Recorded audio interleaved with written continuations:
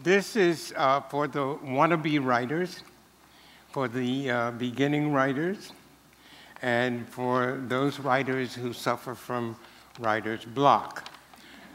This is a prescription, a recipe, a formula, a method, and a way of making. And I cannot tell you how many times these notes have been changed momentarily and physically since I came into the theater. But these changes come from my willingness to take a chance. And with every draft, you take a chance. An old teacher once said to the class, "Give me your best poems." And no one wanted to be in competition with him, so no one handed in the poems. His name was Robert Frost. Another teacher who edited the Saturday Review of Literature said, "This was a perfectly good piece of paper before you set pencil to it." His name was John Chardy. Still, I took and still I take chances. So here is what I have to tell you. Preparing yourself to invoke the muse is like practicing a musical instrument. It is like practicing to sing a song, or to go out for football, basketball, rugby, or soccer practice. Practice is the essential key. Invocation is the act of welcoming inspiration. Here is one way to prepare. Take a group of unrelated words, or if you prefer, a group of related words. Write an imagistic sentence relating to that word. Create a voice, a persona, a speaker. Create a time and a place, and create a tone and a rhythm if possible. Finally, if all goes well, you will want or hope that your words sing, and maybe if they are worthy enough, they attract the attention of the angels.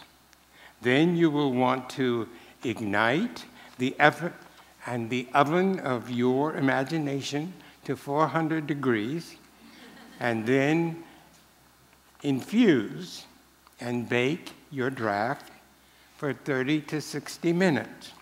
May I please have the words?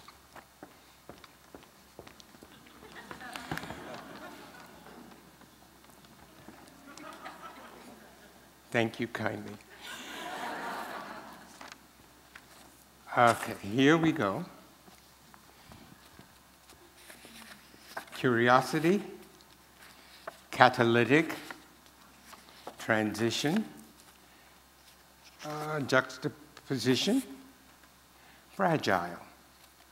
I wanted to say it in French, but I decided not to. Wander.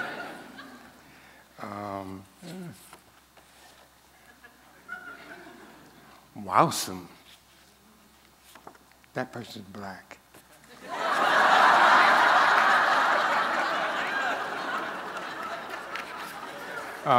Unlearn. That's not racist. Revolutionary, awaken, magnanimous, live, love. Love. Mayonnaise, wonder what they had for lunch. Box, catalyst, absorb, encompassing, yum, revitalized, freedom, vague, sparkle, like that lady in DC. Aha! We, compassion, water, serendipity, complete, nexus, transformation, no, transform. We're getting to the end. Challenge, moist.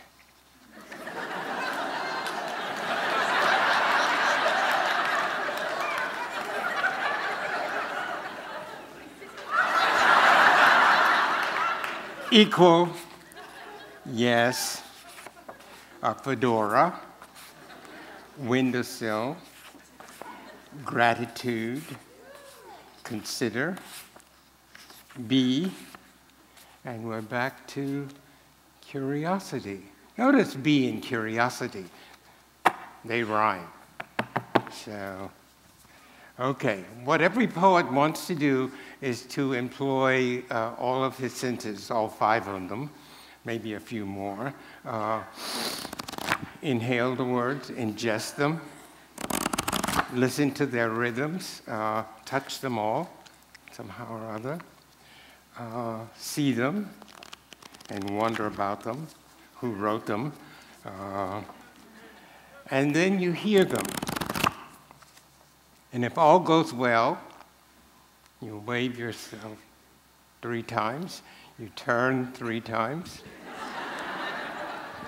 and you hope when you finish you're not dizzy or drunk. And then you begin.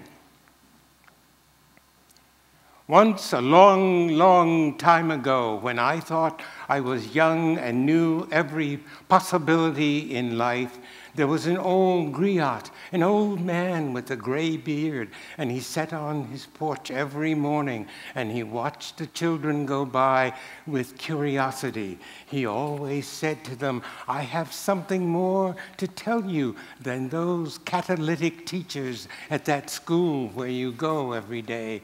But I want you to understand when you have workshop, go and see what it is all about. Somebody there, a mechanic, will teach you something about catalytic. Remember what they say, because somewhere along the way, as you move through life, a transition will occur, and you will need that word catalytic. Always, always understand that everything is placed in juxtaposition to everything else, even those fragile little stars which shine with what we say or call wonder. Always, always you will say wowsome to that, because it is one thing that you possibly cannot possibly underlearn or unlearn. It is revolutionary to be able to say wowsome. Always, always think about it, because you will awaken to something new when you encounter a new word like magnanimous, because somebody out there wanted to say hippopotamus but said magnanimous instead. He or she was already alive with love, because they understood the white side of mayonnaise. You can put it in any piece of bread and it will taste lovely. You will never, ever take mayonnaise out of a box. It's always in a jar. You will find that mayonnaise will sometimes serve as a catalyst to your sandwich. It will even absorb all the other smells and tastes. It is all encompassing. So once you have placed mayonnaise on your sandwich, you are absolutely called upon to say yum. As you bite into your sandwich, you will feel revitalized. It will give you a sense of renewed freedom, and nothing about biting into that sandwich will seem vague to you. It will seem as if someone has sprinkled something on it that we call sparkle, and you will be called upon to say, aha! We gather together as we eat our sandwich. We think that we must learn, said the old man, about compassion. Understand that you will meet a variety of people. Try always to give them a good handshake. Try always to meet them with compassion, the kind of compassion you would want to be met with. Try to think of the time when you go and ask for a clear glass of water, and the person comes and brings you a clear, cool drink of water with compassion. Always understand that as something like serendipity. This world calls us to complete what we start with serendipity. Always understand that the nexus is somewhere nearby, coming towards this universe, and it will transform you. It will understand you and know what you are all about and offer you a challenge to do better. Always, always have the best ideas. Try to keep them as moist as you possibly can.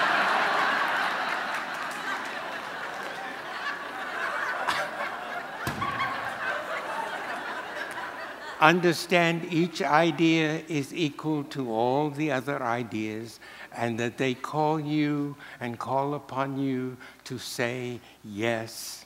Always, always remember that I, in my old age, said the old man, has worn a fedora like those great Italian tenors long, long time ago. And when I come into the house at night, I take off my fedora and I place it on the windowsill so that it can glimpse the last few rays of daylight. I see that it says to me, thank you.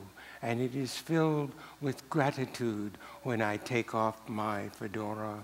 It is considerate that I have worn it all my life and that I will continue to do so as I try to be. Said this, the old man, go now. I have given you this morning all that I can tell you to be.